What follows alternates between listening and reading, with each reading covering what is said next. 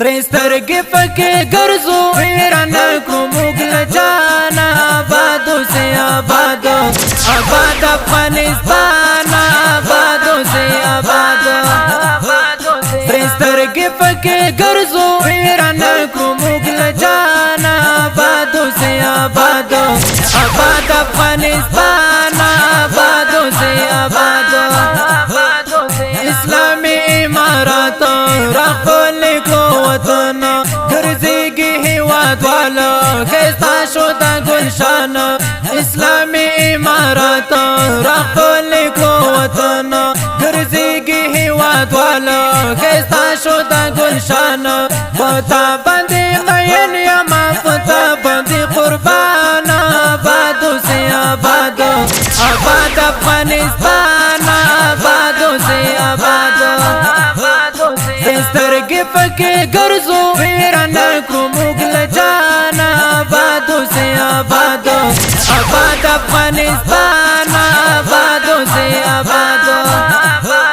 خیستا ښکلې درې دي ماین فدې هېواد یو طالبان یو لکه وروڼه اختل دي زنده باد یو خیستا ښکلې درې دي ماین فدې هېواد یو طالبان یو لکه وروڼه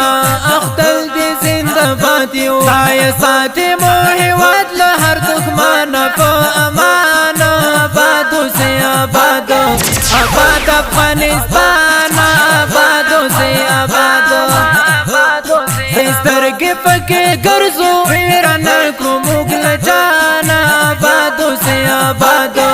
آباد افغانستان آبادو سے آباد شرعی نظام نافذ شو امن برقرارا فکل طالبان دی خیستا لکا چنارا شرعی نظام نافذ شو امن برقرارا فکل طالبان دی خیستا لکا چنارا هر یوی درد تیر دے وطن لخل زانا آبادو سے آباد آباد افغانستان آبادو سے آباد سرسترګې پکې ګرځو ویران کو مغل جانا آبادو سے آباد آباد افغانستان آبادو سے آباد کابل جان دے خیستا افغانان دی نور خوشحاله اسلامی نظام راغلی وطنوال دی نور سوکاله کابل جان دے خیستا افغانان دی نور خوشحاله اسلامی نظام راغلی وطنوال دی نور سوکاله همیش دی پکې وسی رفا دغه طالبان آبادو سے آباد آباد افغانستان آبادو سے آباد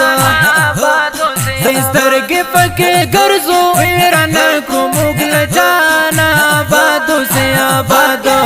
آباد افغانستان آبادو سے آباد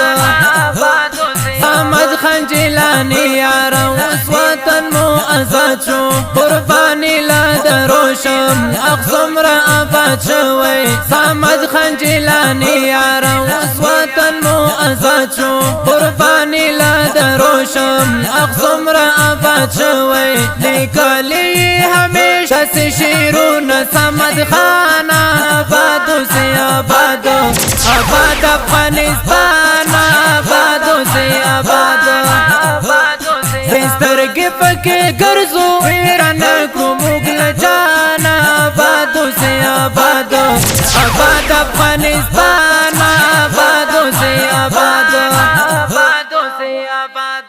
ډیره محترم اوریدونکو د دغه کل نظم دپاره په شاعري کړي په ډېرې مینې سره فخر تګاب بوتلی او منلی شاعر صمد خان جیلاني او په خوږ اواز د رنځور اسامه تګابي جانان او د داسې ښکلو نظمونو جوړولو دپاره زموږ سره د رابطې نمبرونه 0